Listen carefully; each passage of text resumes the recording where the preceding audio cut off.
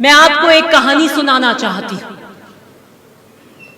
यह कहानी राजनीति के मंच पर खड़ी उस नायिका की है जिसने न चाहते हुए भी राजनीति का दामन थामा, अपनी साधना और समर्पण से नई दिशा दी, जिसकी जिंदगी का हर लम्हा जंग और चुनौतियों से भरा था, जिसकी कहानी सुनकर आत्मा कांप जाती है, जिसकी कहानी में आंसू हैं, खून के धब्बे हैं, रक्त रंजित मिट्टी से लिपटे अरमान हैं। ऐसी शख्सियत का नाम है श्रीमती सोनिया गांधी।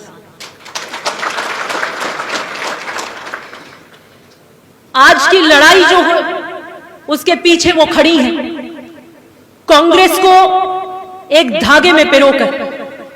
याद कीजिए वो दिन जब उनके पति राजीव गांधी की तस्वीर अखबार में छपी थी, लेकिन तस्वीर में चेहरा नहीं था, एक खून से सना हुआ टुकड़ा था। उनको राजनीति का वो जहरीला खेल उन्होंने देखा, उस जहरीले खेल का उन्हें सामना करना पड़ा जिसमें इंसानों के सीने छलनी कर दिए जाते हैं। लेकिन इतिहास को उनकी खामोशी मंजूर नहीं थी। कांग्रेस पार्टी बिखर रही थी, संगठन कमजोर पड़ रहा था, विरोधी इसे अवसर के रूप में देख रहे थे। तब 1998 में श्रीमती सोनिया गांधी जी ने कांग्रेस अध्यक्ष के रूप में कांग्रेस की बागडोर संभाली। उन्होंने अपने आंसुओं को पत्थर बनाया और राख से उम्मीद का दिया जलाया। 1998 में मैंने स्वर्गीय परशुराम मदेरणा जी की परछाई में खड़े होकर पहली बार उन श्रीमती सोनिया गांधी जी का अक्स देखा। 10वीं की छात्र थी, 15 साल की उम्र थी। मेरी राजनीतिक समझ विस्तार के लिए हिचकोले खा रही थी, तर्क वितर्क नई ऊंचाइयों को छूना चाहता था। और तब से मैंने उस पल से जब मैंने व्यक्तिगत रूप से पहली बार श्रीमती सोनिया गांधी जी को 1998 में देखा, तो मैंने देखा उनकी तपस्या ही थी जो 2004 में जिसने यूपीए की सरकार बनाई।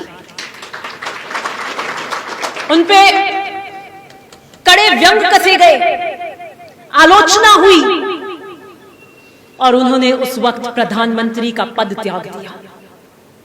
विदेशी बहू के नाम से विपक्षियों ने जबरदस्त प्रहार किए। मैं आज जब उनका सफर देखती हूं तो इतनी गौरवान्वित महसूस करती हूं कि उन्होंने सिर्फ भारतीयता को अपनाया नहीं, उसे समझा भी। और उन्होंने भारतीयता को इस तरीके से आत्मसात किया कि यूपीए की सरकार के राजनीतिक निर्णयों में उसकी नजीर पेश होती है। RTI, right to education, MNREGA और 33% महिला आरक्षण बिल के लिए अगर कोई अग्रणीय है तो श्रीमती सोनिया गांधी जी। भारत उनके इन निर्णायक फैसलों के लिए हमेशा याद रखेगा।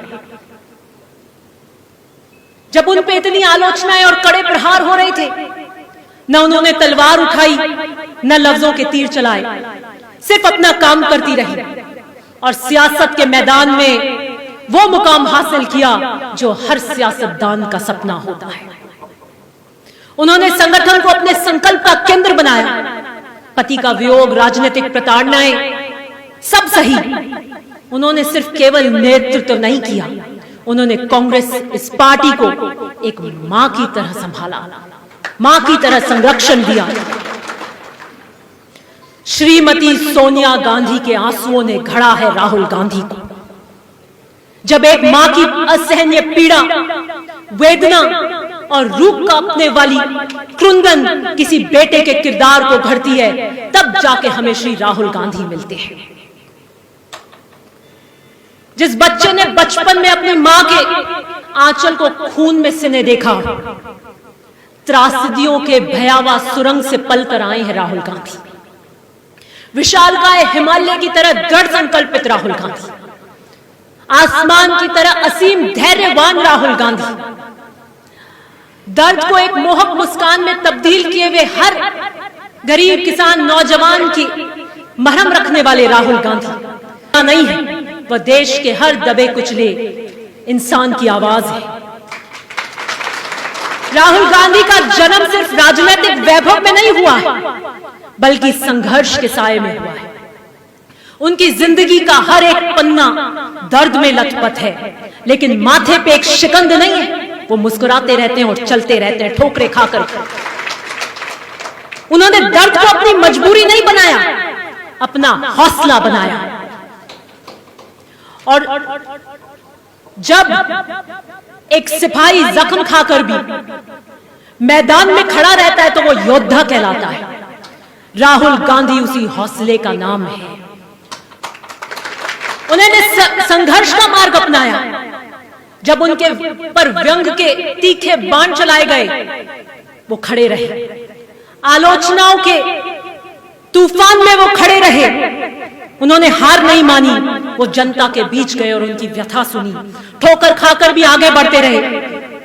जब समाज बट रहा था, जब सत्य पर द्वंद्व था, भ्रम था,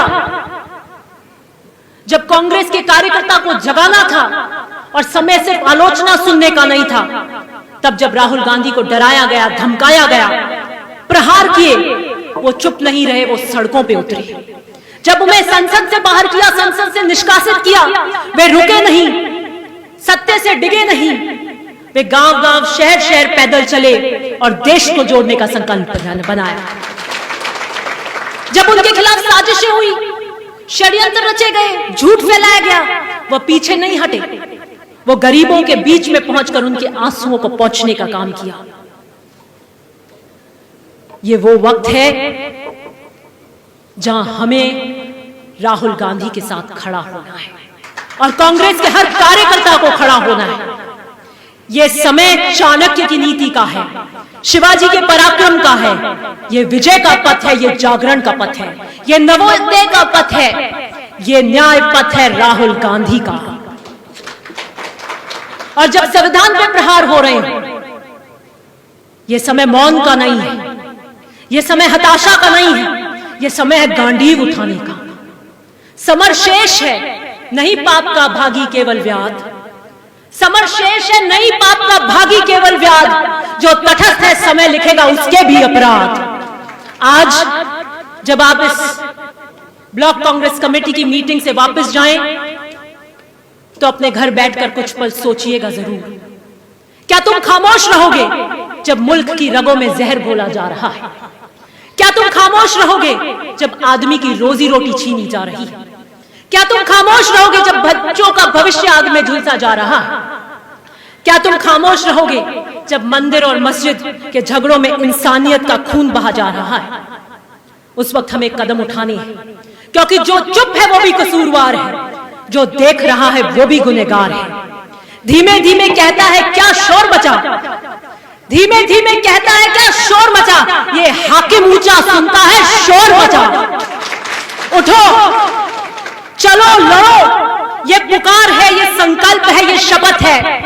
हमें सिर्फ राहुल गांधी जी का समर्थन नहीं करना है, लेकिन गांव-गांव, ढानी-ढानी, हर खेत में पहुंचना है जहां मायूसी छाई हुई है। जय हिंद, जय भारत।